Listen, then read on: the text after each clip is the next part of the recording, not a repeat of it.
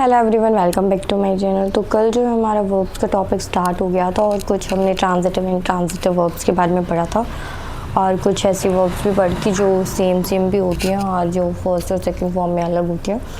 तो आज जो हम कंटिन्यू करेंगे वर्ब के टॉपिक को ही। आज जो है हम ऐसी वर्ब्स पढ़ने वाले हैं जिसमें जो है 4 फॉर्म्स होती हैं। तो फर्स्ट, सेकंड, थर्ड और उसके बाद एक ऐसी फॉर्म होती है जो एज अ एडजेक्टिव यूज़ की जाती है वर्ब की। ठीक है, तो मैं आपको वर्ड्स दिखा देती हूँ। सबसे पहले तो जैसे कि ड्रिंक, ड्रैंक, ड्रंक, ये तो 3 फॉर्म होती है, हम बचपन से पढ़ते आते हैं। उसके बाद 4th फॉर्म आती है ड्रंकन। ये जो ड्रंकन वर्ब है ये जो है एज अ एडजेक्टिव यूज़ होती है और ये आपको नाउन से पहले दिखेगी। जब भी आपको दिख जाए कि नाउन लगा हुआ है बाद में, तो हम इन 4th फॉर्म को यूज़ करते हैं जो कि एज अ एडजेक्टिव यूज़ की जाती है। ठीक है, तो जब भी आपको ऐसा दिख जाए कि 3rd फॉर्म की ज़रूरत है, हैज़, हैव, हैड, ऐसा कुछ लगा हुआ है, तो आप ये वाली फॉर्म्स लगाएंगे। और जब भी आपको बाद में नाउन दिख रहा है और ये दिख रहा है एडजेक्टिव की ज़रूरत है, तो आप ये सारी फॉर्म्स लगाएंगे। इन फॉर्म्स को आप नहीं लगाएंगे। मोस्ट ऑफ द केसेस में क्या होता है कि जो 3rd फॉर्म होती है ना, उसी को हम एज अ एडजेक्टिव की फॉर्म भी यूज़ करते हैं। लेकिन ये कुछ ऐसी वर्ब्स हैं जिनकी 4th फॉर्म अलग से होती है, तो इसलिए हमें, और ये एग्ज़ाम्स में आती भी हैं, तो इनको हमें अलग से याद करने की ज़रूरत है। सिर्फ इतनी ही है, ज़्यादा नहीं है। इसके अलावा 1-2 और होंगी तो वो हम आगे देख लेंगे। ठीक है, जैसे कि नॉर्मल बात करें तो नो, न्यू और नॉन। तो ये जो नॉन है ना, इसको ही हम एज अ 3rd फॉर्म भी यूज़ कर लेते हैं और इसी को एज अ एडजेक्टिव यूज़ कर लेते हैं, जिसको हम पार्टिसिपल भी बोल देते हैं। तो कुछ ऐसी हैं जो कि जिनकी 3rd और 4th अलग अलग होती है, मतलब 3rd फॉर्म और एडजेक्टिव अलग अलग होती है, वो यहाँ पे लिखी हुई है, मेंशन की हुई है।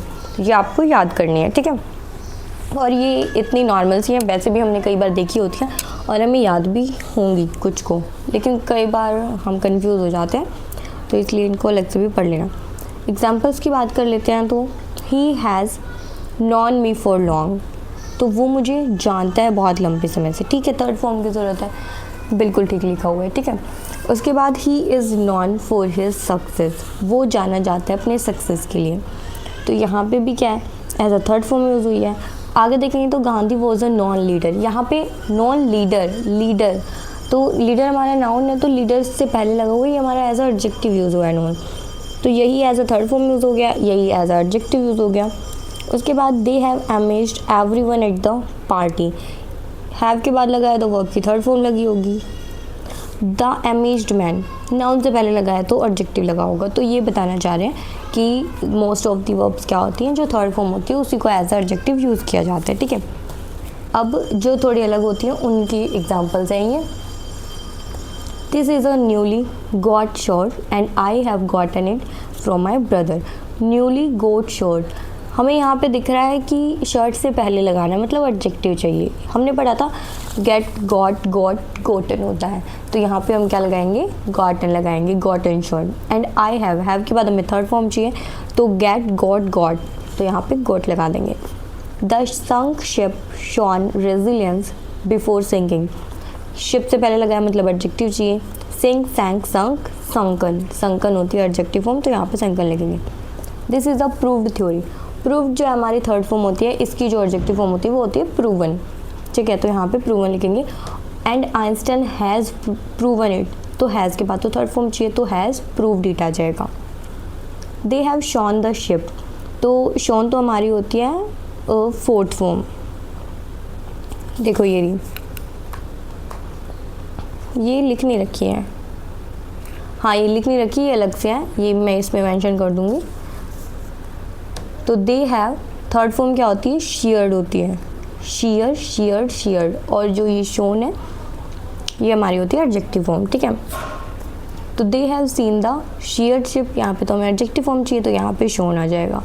Vapour loaded air brings rain, तो लॉडेड की हमने पढ़ी थी कि लॉर्ड, लॉडेड और लेडन, तो एडजेक्टिव फॉर्म होती है लेडन, तो यहाँ पे एयर से पहले आएगा लेडन। ठीक है, तो 4th हमने क्या पढ़ा है कि कुछ हमारी मोस्ट ऑफ द वर्ब्स तो क्या होती हैं जिनकी 3rd फॉर्म भी सेम ही होती है और वही जो है हमारी एज अ एडजेक्टिव भी यूज़ की जाती है। मोस्ट ऑफ द केसेस में तो यही होता है। ठीक है, लेकिन कुछ जो होती हैं ऐसी होती है जिनके अंदर 3rd फॉर्म अलग होती है और एडजेक्टिव अलग होती है। जैसे कि इसका एग्जांपल इक्वल नहीं होती, ठीक है, अलग अलग होती है। इसकी एग्जांपल की बात करें तो जैसे कि ड्रंक और ड्रंकन, ये थर्ड फॉर्म हो गई, और ये हमारा एडजेक्टिव फॉर्म हो गया, जैसे प्रूव्ड और ये प्रूवन। तो ये हमें याद रखना है, ठीक है। उसके बाद नेक्स्ट की अगर हम बात करते हैं तो नेक्स्ट हम देखेंगे तो उसके बाद बात करें तो कुछ ऐसे वर्ड्स होते हैं जो एज अ ट्रांजिटिव यूज़ होते हैं, इंट्रांजिटिव यूज़ होते हैं। ट्रांजिटिव मतलब कोई प्रीपोजिशन नहीं आएगी उसके बाद, इंट्रांजिटिव मतलब प्रीपोजिशन आएगी, तो वो देख लेते हैं हम। जैसे कि से हो गया, से के बाद जो है प्रीपोजिशन आती है, से के बाद हमेशा प्रीपोजिशन आएगी टू। टेल के बाद कोई प्रीपोजिशन नहीं आएगी, इन्फॉर्म के बाद भी कोई प्रीपोजिशन नहीं आएगी, क्वेश्चन के बाद भी नहीं आएगी, आंसर के बाद भी नहीं आएगी, क्योंकि इनके बाद अगर हम पूछेंगे ना सीधा व्हाट वूम, तो सीधा हमें आंसर मिलेगा। इन्फॉर्मेशन क्या दी, what, question what, answer what, तो हमें सीधा आंसर मिलेगा, ऑब्जेक्ट मिलेगा, तो इसलिए वहाँ पे प्रीपोजिशन बीच में नहीं आएगी, ठीक है। स्पीक के बाद आप देखेंगे तो टू और विद, ये दो प्रीपोजिशन आएगी, मतलब प्रीपोजिशन आएगी, ठीक है। उसके अलावा देखेंगे टॉक, टॉक के साथ विद प्रीपोजिशन आएगी। तो ये ऐसे वर्ड्स हैं जिनको हमें याद रखना है, किन किन के साथ प्रीपोजिशन आती है। एक हो गया हमारा से के साथ आती है टू। स्पीक के साथ टू और विद आती है। देन आ गया टॉक, टॉक के साथ विद आती है, इसके साथ टू और विद। और बाकी के जितने बच गए, टेल, इन्फॉर्म, क्वेश्चन, आंसर, इनके साथ कोई प्रोपोजिशन नहीं आती है, ठीक है। इनके साथ नो प्रीपोजिशन, ये हमें याद रखना है कौन से ट्रांजिटिव होते हैं, कौन से इंट्रांजिटिव होते हैं। ट्रांजिटिव इंट्रांजिटिव हमसे क्वेश्चन में कोई नहीं पूछेगा, हमें यही देखना है कि किसके साथ प्रीपोजिशन आ रही है, किसके साथ नहीं आ रही है, किसके साथ कौन सा वर्ब का सीधा ऑब्जेक्ट है, कौन सा प्रीपोजिशन का ऑब्जेक्ट, ठीक है। उसके बाद दो वर्ड वो दे रखे हैं, एक अवेट है और एक वेट है। इधर वेट के साथ आती है फोर, और अवेट के साथ कोई प्रीपोजिशन नहीं आएंगी, ठीक है। उसके बाद हमारा एक्टिव पैसिव है। थोड़ा सा लेंथ टॉपिक है, हो ही जाएगा, नहीं हुआ तो हम कल कंटिन्यू कर लेंगे या थोड़ी सी लॉन्ग वीडियो कर लेंगे। एक्टिव और पैसिव, अब कौन कौन से हमने वर्ब्स पढ़े थे लास्ट टू लास्ट क्लास में, हमारे वर्ब्स टेंसेस कंप्लीट हुए थे। तो जो भी हमारे टेंसेस के अंदर 12 फॉर्म आती हैं टेंसेस की, वो सारी क्या है, एक्टिव वर्ब है। क्यों? एक्टिव वॉइस की बात करें तो एक्टिव वॉइस में क्या होता है, एक्टिव का मतलब होता है जहाँ पे काम हो रहा है, जहाँ पे हमारा सब्जेक्ट जो है डूअर है। पैसिव का मतलब होता है जहाँ पे जो हमारा सब्जेक्ट है वो नॉन डूअर है। सिर्फ इतनी सी बात याद रखनी है। जैसे कि एक्शन वर्ब, एक्टिव वर्ब में होगी एक्शन वर्ब। एक्शन वर्ब का मतलब क्या है, जो भी हमारे 12 टेंसेस हैं उनमें से कोई भी अगर आपको सेंटेंस दिख रहा है सेम टू सेम 12 में से, तो वहाँ पे एक्शन ज़रूर हो रहा होगा और वही क्या होगी, हमारी एक्टिव वॉइस हो जाएगी, एक्शन वर्ब होगी उसमें, ठीक है। जैसे कि आई ऑर्डर, प्रेजेंट इंडेफिनिट है, आई ने कुछ ऑर्डर किया है तो उसने कुछ काम किया है। जब भी आई नॉन डूअर होगा, मतलब आई ने कुछ किया नहीं होगा, उसके साथ कुछ हुआ होगा, तो उस केस में क्या होगा, या तो वर्ब की थर्ड फॉर्म आएगी या फिर हमारा मतलब थर्ड फॉर्म तो आएगी। सीधी सी बात है। जब भी हम उसको पैसिव में कन्वर्ट करते हैं ना, ये रूल है, ये हमें याद रखना ही रखना है। जब भी हम पैसिव में कन्वर्ट करेंगे किसी भी एक्टिव फॉर्म को, चाहे वो कोई भी हो, सिंपल प्रेजेंट हो, सिंपल पास्ट हो, पास्ट कॉन्टिन्यूस हो, पास्ट परफेक्ट हो, फ्यूचर परफेक्ट हो, कुछ भी हो, हम सब में उनको कोई भी फॉर्म हो, हर फॉर्म को थर्ड फॉर्म में कन्वर्ट करते ही करते हैं। ये एक पहचान है पैसिव देखने की, ठीक है। जैसे एम के साथ वैसे तो क्या आता है, I am going, I am reading, लेकिन जब आई एम के बाद आपको थर्ड फॉर्म दिख जाए, ही इज़ के बाद आपको थर्ड फॉर्म दिख जाए, तो उस केस में हमें पता चल जाना चाहिए कि ये पैसिव लगा हुआ है, ठीक है। तो जब भी हमारी थर्ड फॉर्म बी फॉर्म के बाद आती है तो उसमें जो है पॉसिबिलिटी होती है कि वो पैसिव वॉइस में लिखा हो, ठीक है।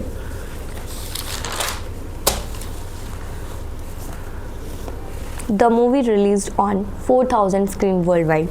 मूवी जो है रिलीज़ की गई, मूवी खुद तो रिलीज़ नहीं हुई होगी, हमें पता चल रहा है मूवी जो है हमारी नॉन डूअर है, तो नॉन डूअर है तो यहाँ पे हम क्या लगा देंगे, was released. Was be form हो गया, रिलीज थर्ड फॉर्म हो गई, ठीक है।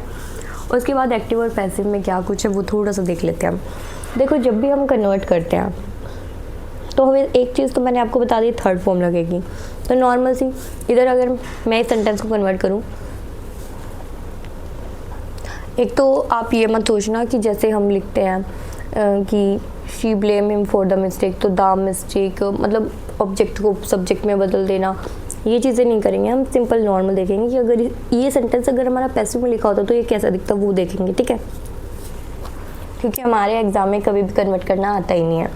बैंकिंग एग्जाम में अगर आप लोग देखोगे कभी भी एक्टिव टू पैसिव नहीं पूछते हैं, सीधा सीधा इनडायरेक्टली पूछा जाता है क्वेश्चंस के अंदर, तो उसी हिसाब से हम अपना प्रिपेयर करेंगे, ठीक है। सबसे पहले आप लोग देखोगे तो प्रेजेंट, सिंपल प्रेजेंट की बात करें तो सिंपल प्रेजेंट में हम अगर लिखा हुआ है she blames him for the mistake, तो कैसे चेंज करेंगे? सिंपल प्रेजेंट को डिनोट करने के लिए हम शी के साथ इज़ लगा देंगे, शी इज़, ब्लेम्स का ब्लेम्ड कर देंगे क्योंकि हमें थर्ड फॉर्म तो हर में चाहिए, ठीक है, तो शी इज़ ब्लेम्ड हो जाएगा। प्रेजेंट कॉन्टिन्यूस को कैसे चेंज करेंगे? शी इज़ ऐसे ही लिखे रहेगा। आईएनजी फॉर्म को डिनोट करने के लिए हम लगा देंगे बीच में बीइंग और ब्लेम का कर देंगे ब्लेम्ड, ठीक है, शी इज़ बीइंग ब्लेम्ड। उसके बाद प्रेजेंट परफेक्ट की बात करें तो शी हैज़, परफेक्ट को डिनोट करने के लिए हम लगा देंगे यहाँ पे बीन और ब्लेम्ड का ब्लेम्ड ही रहेगा। प्रेजेंट परफेक्ट कॉन्टिन्यूस को देखिए तो उसकी पैसिव वॉइस नहीं होती है, क्यों नहीं होती है? रीज़न देखते हैं। शी हैज़ बीन, इतना तो ऐसे ही लिखा रहेगा, ये तो परफेक्ट को डिनोट कर रहा है। अब कॉन्टिन्यूस को डिनोट करने के लिए हमें यहाँ पे लगाने पड़ेगा बीइंग। जैसे ही हम बी और बीइंग एक साथ लगाएंगे, दो बी फॉर्म्स एक साथ आ जाएंगी, और दो बी फॉर्म्स का एक साथ आना पॉसिबल नहीं होता है, वो ग्रामेटिकली रॉन्ग हो जाएगा, इसीलिए जो है हम प्रेजेंट परफेक्ट कॉन्टिन्यूस में पैसिव फॉर्म नहीं बना पाते हैं, ठीक है। उसके बाद पास्ट सिंपल में देखें तो, सिंपल पास्ट में देखें तो पास्ट को डिनोट करने के लिए शी वॉज लिख देंगे और ब्लेम्ड थर्ड फॉर्म लगी रहेगी। पास्ट कॉन्टिन्यूस को देखेंगे तो शी वॉज, आईएनजी को डिनोट करने के लिए शी वॉज बीइंग ब्लेम्ड लिख देंगे, ठीक है। पास्ट परफेक्ट में शी हैड के बाद बीन और blamed. Perfect past perfect continuous same वैसे ही नहीं आ पाएगा, क्यों? क्योंकि यहाँ पे बीन के बाद हमें बीइंग लगाना पड़ेगा, जो कि पॉसिबल नहीं है। फ्यूचर सिंपल की बात करें तो, फ्यूचर इंडेफिनिट या सिंपल फ्यूचर की बात करें तो शी विल बी ब्लेम्ड लिख देंगे, शी विल बी ब्लेम्ड, ठीक है। कॉन्टिन्यूस फ्यूचर कॉन्टिन्यूस नहीं होता है, क्यों नहीं होता है? उसका भी सेम ही रीज़न है। जैसे ही हम लिखेंगे शी विल बी, इतना तो हमने फ्यूचर को डिनोट करने के लिए लिख दिया। आईएनजी मतलब कॉन्टिन्यूस को डिनोट करने के लिए हमें यहाँ पे बीइंग लिखना पड़ेगा। जैसे ही हमने बीइंग लिखा, बी और बीइंग दो बी फॉर्म एक साथ आ गई, जो कि पॉसिबल नहीं है। उसके बाद future perfect she will have been blamed आ जाएगा, ठीक है। फ्यूचर परफेक्ट कॉन्टिन्यूस भी नहीं हो पाएगा, क्यों? शी विल हैव बीन के बाद हमें बीइंग लिखना पड़ेगा, जो कि पॉसिबल नहीं है। उसके बाद अगर हम बात करें, अगर हम एक साथ देखें, जैसे सारे इंडेफिनिट को एक साथ देखें, सिंपल प्रेजेंट की बात करें सबसे पहले तो the Hunter kills, the Hunter singular form है तो इज़, और किल का क्या कर देंगे? Killed, the Hunter is killed. The boy ordered past form है तो पास्ट को डिनोट करने के लिए सिंगुलर है तो द बॉय वॉज लिखेंगे, और ordered third form. The guest will invite, the guest will be invited, ठीक है, बी फॉर्म और इनवाइटेड। पैसिव में हमें एक ही चीज़ याद रखनी है, बी फॉर्म आएगा और उसके साथ एडजेक्टिव, उसके साथ थर्ड फॉर्म आएगा, ठीक है। The child is asking, continuous की बात करें अभी, the child is being asked, ठीक है। The boy was being answered, the neighbour will be being blamed लिखना पड़ेगा, बी और बीइंग एक साथ आ गया तो दो फॉर्म्स एक साथ लिखनी नहीं जा सकती, इसीलिए रॉन्ग हो जाएगा। और परफेक्ट कॉन्टिन्यूस में भी सेम ऐसे ही है, ध्यान से देखो। The boy has been, B के बाद हमें बीइंग भी लगाना पड़ेगा, जो कि आ नहीं सकता। इधर भी the teacher had been, B ING भी लिखना पड़ेगा, हैड बी बीइंग लिखेंगे तो जैसे ही दो बी फॉर्म एक साथ आ जाएंगे तो वो गलत हो जाएगा। The author will be being लिखना पड़ेगा, वो भी गलत हो जाएगा, ठीक है। उसके बाद परफेक्ट की बात करें तो he has asked, he has been asked, perfect को डिनोट करने के लिए हम लगा देंगे बीन, तीनों में ऐसे लगेगा। He had been called, they will have been question, ठीक है।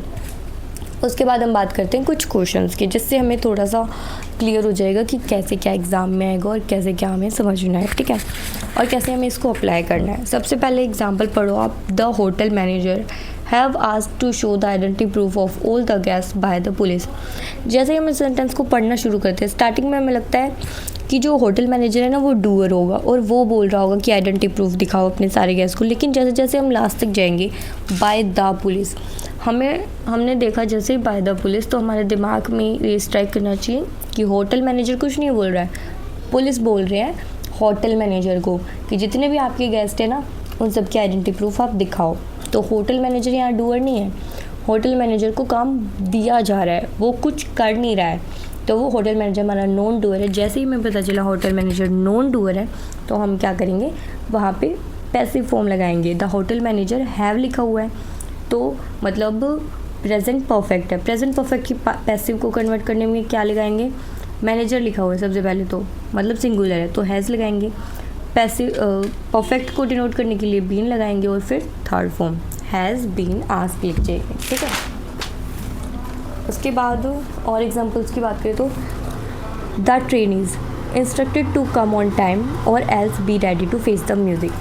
B ready to face the music ये क्या होता है कि ईडीएम होता है, जिसका मतलब क्या होता है कि जो भी कॉन्सिक्वेंसेस हैं उनको फेस करने के लिए आप तैयार हो, मतलब दुष्परिणाम जो भी होंगे इसके उनकी बात की जा रही है, नेगेटिव सेंस में यूज़ किया जाता है इस ईडीएम को। तो यहाँ पे बोला जा रहा है कि जो ट्रेनीज़ हैं उनको इंस्ट्रक्ट किया गया, उन्होंने कुछ नहीं बोला, उनके साथ काम हो रहा है, मतलब उनको बताया जा रहा है, वो कुछ नहीं बता रहे, ठीक है ना, वो कुछ कर रहे ना बता रहे ना कुछ कह रहे हैं, उनको बोला जा रहा है कि या तो टाइम पे आओ या फिर इसके दुष्परिणाम फेस करने के लिए आप तैयार हो। तो यहाँ पे हमें पता चल रहा है जो भी ट्रेनीज़ है वो क्या है, नॉन डूअर है। जैसे ही हमें नॉन डूअर पता चला और ये पता चला कि पास्ट में बात की जा रही है तो यहाँ पे हम क्या लगा देंगे, प्लूरल फॉर्म है तो वर्ड लगाएंगे और वर्ब की थर्ड फॉर्म, ठीक है। द पुलिसमैन वो were on duty in this area have been discovered 2 drug addicts. हमें पता चल रहा है कि इसका मतलब क्या है कि 2 जो पुलिसमैन हैं जो कि ड्यूटी पे थे इस एरिया के अंदर, उन्होंने डिस्कवर किया है 2 ड्रग एडिक्ट्स को। मतलब पुलिसमैन ने कुछ काम तो किया है, क्या काम किया है कि 2 ड्रग एडिक्ट्स को ढूंढ लिया, तो ऑब्वियसली पुलिसमैन ने कुछ काम किया है, तो यहाँ पे हमें एक्टिव फॉर्म लगानी पड़ेगी। जैसे ही हमने देखा एक्टिव और हमने देखा हैव बीन लिखा हुआ है, हैव बीन तो हमारा पैसिव को डिनोट करता है, तो हम इसको हटा देंगे और हम क्या लिखेंगे, सिंपल हम पास्ट में बता देंगे कि द पुलिसमैन वो वर ऑन ड्यूटी, क्योंकि यहाँ पे पास्ट फॉर्म लिखी हुई है तो हम हैव डिस्कवर्ड नहीं लिखेंगे, ये बात भी याद रखना। जब भी हमारे सेंटेंस में पास्ट फॉर्म यूज़ हो जाती है एक बार स्टार्टिंग में, तो हमें अपने पूरे सेंटेंस को पास्ट में ही लिखना पड़ता है, ठीक है। तो हम यहाँ पे क्या लिख देंगे, द पुलिसमैन वो were on duty in this area discovered 2 drug addicts, ठीक है। आई थिंक आप लोगों को क्लियर हुआ होगा। इसके बाद मॉडल्स आते हैं, मॉडल्स का टॉपिक काफ़ी लेंथी है तो उसको हम नेक्स्ट क्लास में स्टार्ट करेंगे, और आज का हमारा टाइम भी पूरा हो गया है।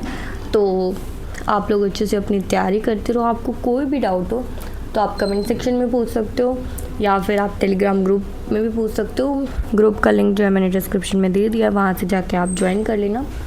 और अभी SBI PO की और IBPS PO की प्री की भी अच्छे से आप लोग तैयारी करते रहो, मॉक टेस्ट लगाते रहो, बहुत ज़रूरी है इस टाइम पे। और मेंस की अच्छे से प्रैक्टिस करते रहो। अभी मेंस की प्रैक्टिस नहीं की तो बाद में प्री निकाल के भी हम कुछ नहीं कर पाएंगे, ठीक है। तो अच्छे से आप लोग अपनी तैयारी करते रहो। All the very best guys for your upcoming exams.